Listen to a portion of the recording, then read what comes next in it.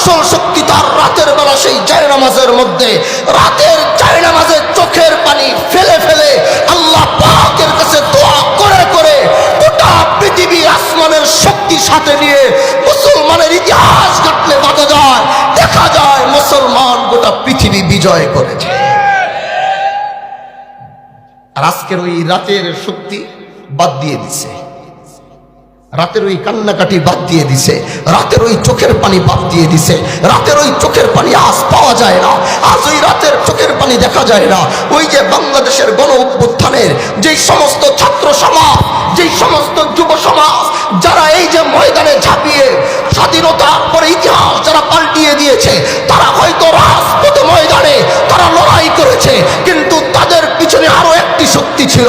এবার বলবা হুজুর সেই শক্তি কি?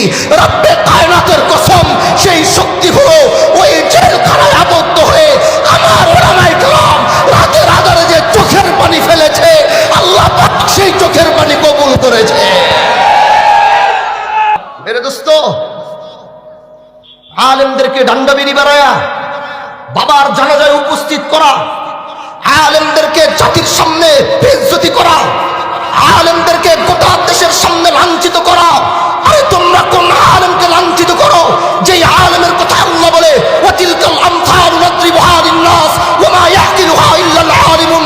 তোমরা সেই আলেমকে বেইজ্জতি করো যার কথা আল্লাহ বলে ইন্নামা ইয়াখশাল্লাহা মিন ইবাদিহিল উলামা।